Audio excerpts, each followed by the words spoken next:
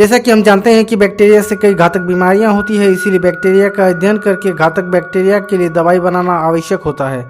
अन्यथा घातक बैक्टीरिया से बहुत सारे लोगों के मारे जाने का खतरा होता है। बैक्टीरिया को मारने के लिए हम अन्य दवाइयों के साथ आमतौर पर एंटीबायोटिक का इस्तेमाल करते हैं।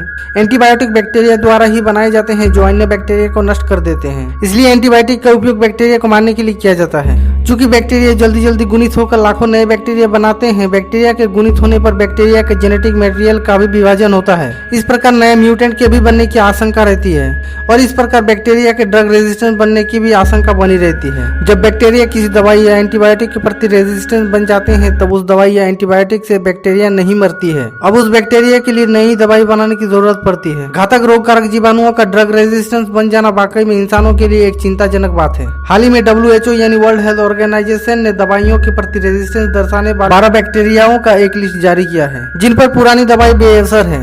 इन बैक्टीरियाओं को 3 कैटेगरी में बांटा गया है, क्रिटिकल, हाई और मीडियम। क्रिटिकल कैटेगरी में 3 बैक्टीरिया को रखा गया है। एकाइनोबैक्टर बाउमनी जो कार्बापिनम के प्रति रेजिस्टेंस को दर्शाता है। स्यूडोमोनास ओरिजिनस ये भी कार्बापिनम के प्रति रेजिस्टेंस को दर्शाता है। एंट्रोबैक्टीरियासिया ये कार्बापिनम के प्रति रेजिस्टेंस को दर्शाता है और ESBL प्रोड्यूसर हाई कैटेगरी में 6 बैक्टीरिया को रखा गया है। एंट्रोकोकस फेसियम जो बेंकोमाइसिन के प्रति रेजिस्टेंस को दर्शाता है। स्टेफिलोकोकस ओरियस ये मेथिसिलिन और बेंकोमाइसिन के प्रति रेजिस्टेंस को दर्शाता है। हेलिकोबैक्टर पाइलोरी ये क्लेरिथ्रोमाइसिन के प्रति रेजिस्टेंस को दर्शाता है। कैंपिलोबैक्टर स्पीसीज ये फ्लुओरोक्विनोलोन के प्रति रेजिस्टेंस को दर्शाता है। साल्मोनेला ये भी फ्लुओरोक्विनोलोन के प्रति रेजिस्टेंस को दर्शाता है। निस्सेरिया गोनोरिया ये सेफेलोस्पोरिन और फ्लुओरोक्विनोलोन के प्रति रेजिस्टेंस को दर्शाता है।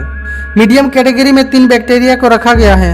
स्ट्रेप्टोकोकस न्यूमोनिया ये पेनिसिलिन के प्रति रेजिस्टेंस को दर्शाता है। हीमोफिलस इन्फ्लुएंजा ये एम्पिसिलिन के प्रति रेजिस्टेंस को दर्शाता है। सिगेला स्पीसीज ये फ्लुओरोक्विनोलोन के प्रति रेजिस्टेंस को दर्शाता है।